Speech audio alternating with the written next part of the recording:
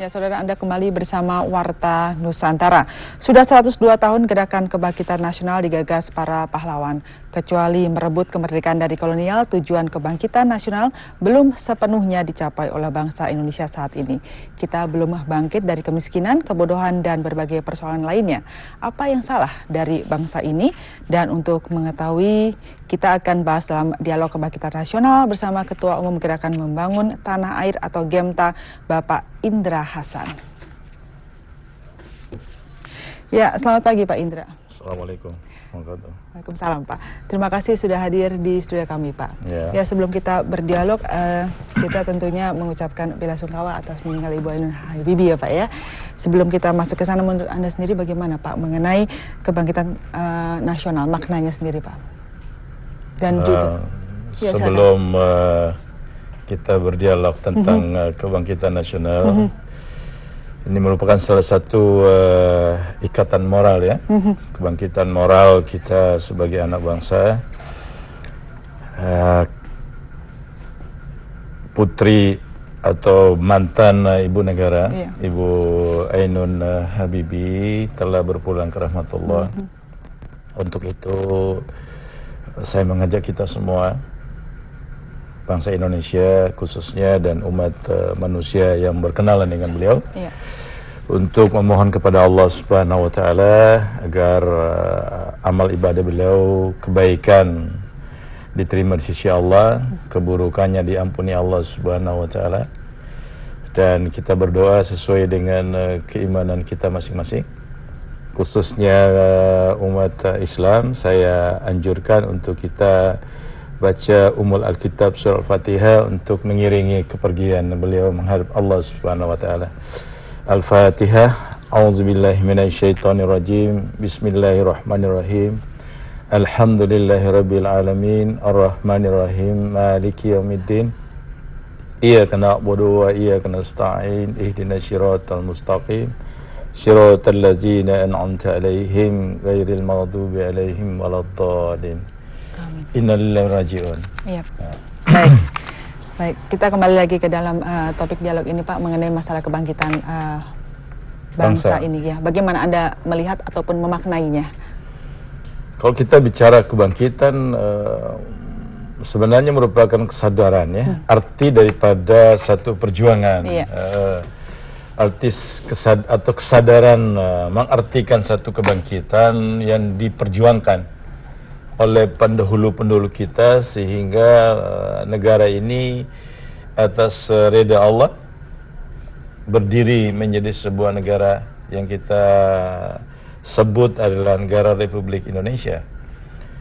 Negara Republik Indonesia ini berdiri bukan karena hadiah dari mana bangsa manapun, tapi karena perjuangan pendahulu-pendahulu kita yang dalam sejarah tercatat, Budi Utomo, Muhammadiyah dan sebagainya. Jadi kalau Mbak menanyakan tentang saya menjiwai kebangkitan, saya tiap hari mengoreksi diri saya, mengajak anak dan istri saya, khususnya sekarang ini teman-teman yang tergabung dalam gerakan bangun tanah air dalam segala level status yang berbeda. Ada yang pensiunan militer, ada yang pensiunan penegak hukum, ada yang pensiunan birokrasi, ada yang masih aktif.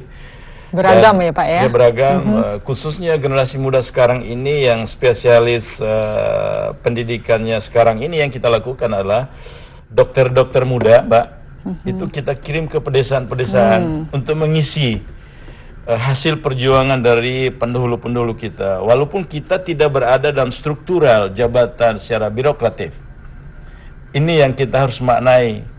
Dan teman-teman pelaku ekonomi kita mengajak untuk membangun ekonomi kerakyatan melalui kegiatan pertanian, nelayan, peternakan dan sebagainya. Dan kita integrated dengan United Nation, UN, PBB, untuk sama-sama kita membangun strata hidup manusia di dunia ini, khususnya Indonesia. Iya, gitu. Pak, kalau misalnya dari penjelasan yang Bapak kemukakan suatu hal yang mulia sekali, Pak, ya. Bagaimana menurut Anda penerapannya dalam hal ini yang sudah Anda kemukakan bahwa Bapak berserta dengan organisasi yang Anda ketuai ya tentunya ya, mengirimkan pemuda untuk ke daerah-daerah untuk membangun bangsa. Bagaimana relevansinya dengan kebangkitan 20 Mei kemarin? Ya. Jadi gini, kalau kita bicara menjiwai, mengartikan kebangkitan, kan kita harus melihat historis perjuangan itu sendiri. Jadi kita tidak hanya melakukan kegiatan seremonial, let's say apel bendera dan sebagainya, tapi kita harus mengaplikasikan arti daripada apa yang kita jiwai untuk mengisi perjuangan yang pendulu-pendulu kita, yaitu rasa malu. Rasa malu terhadap nenek moyang kita yang meninggalkan seluruh kesenangan, kebahagiaan pribadi untuk memperjuangkan rasa kebersamaan dari satu penderitaan yang sama. Menurut Anda sendiri apakah ada salah kelola dalam hal ini? Kalau saya bilang salah, saya keliru ya. Jadi kalau saya lihat ada satu kekosongan dalam pengelolaan. Kita hanya lebih menjurus pada acara yang seremonial. Jadi masih banyak masyarakat pedesaan itu mengalami yang namanya krisis ekonomi. Banyak hal yang masyarakat kita belum menikmati artinya kemerdekaan ekonomi. Ini yang kita harus, kemerdekaan kehidupan sosial budayanya sendiri. Banyak pengaruh-pengaruh sosial budaya sekarang ini dari sosial budaya asing. Jadi kebangkitan, kalau kita bicara kebangkitan lihat dari historisnya negara ini, pertama karena pemahaman bangsa pada saat itu kolonial, sehingga bangkit kaum terpelajar. Ini sejarahnya. Untuk agar mendirikan satu organisasi supaya pemahaman kolonial ini dikikiskan menjadi nasionalisme kebersamaan. Jadi tidak ada strata perbedaan, diskriminasi bahwa ini si penguasa itu harus lebih bahagia daripada rakyat yang dipimpinnya. Jadi itulah yang berubah jiwa pada saat itu, yang sekarang ini kita harus isi arti daripada kebangkitan itu. Jadi kalau menurut saya jangan hanya kita apel bendera 20 Mei, let's say is kebangkitan nasional. Menurut saya enggak. Ya, Anda katakan kita tidak hanya harus seremonial. Bagaimana caranya kita mengisi dan bagaimana juga caranya kita bisa bangkit dari kebodohan menurut Anda? Kebodohan itu kan adalah sesuatu yang merupakan kekeliruan manusia. Saya sedikit keluar dari bahasa akal ya. Sila pertama adalah Tuhan yang Maha Esa. Ya, Tuhan yang Maha Esa berarti bangsa Indonesia ini harus basic life-nya adalah ketentuan tuntunan-tuntunan imannya. Nah, bagi orang yang beriman, khususnya beriman Islam, itu ada firman Allah, A'udzubillahi minasyaitonirrajim, Bismillahirrahmanirrahim, Iqra Bismi rabbikal ladzi. Jadi dalam hidup ini harus terus membaca tanda-tanda alam, membaca ilmu pengetahuan, jadi olah akal kita. Setelah itu kita menulis sesuatu yang kita lihat, yang kita dengar. Setelah itu kita hayati, kita ingat. Yang sebenarnya dalam ajaran iman manapun, apa itu Islam, Kristen, Hindu dan sebagainya, sudah ada basic pendidikan supaya manusia itu terpelajar, terdidik. Dengan dia terdidik, dia akan memaknai perjuangan, dia ngerti, dia pahami apa yang dia lakukan. Jadi tidak ambivalen dalam kehidupannya. Jadi bangsa ini yang harus dibangun adalah moral obligation di tingkat ilmu pengetahuan. Moral obligation di tingkat ilmu pengetahuan tentang agamanya sendiri. Ya, agama Hindu pelajari tentang ajaran Hindunya, agama Kristen pelajari tentang agama Kristianinya. Begitupun lain-lainnya sebagainya. Jadi penerapannya dalam kehidupan sehari-hari bagaimana, Pak? Tentunya kita tidak bisa hanya untuk selalu belajar dan belajar saja. Tentu ada hal-hal yang harus lebih konkret dengan kehidupan nyata gitu ya, Pak. Kalau hidupnya nyata mah kita harus learn by doing. Belajar sambil bekerja. Jadi negara ini kan terdiri dari kumpulan rumah tangga. Kayak saya harus mulai dari diri saya. saya ajak istri saya ajak anak saya untuk belajar dan aplikasikan hasil pelajaran yang kita belajari.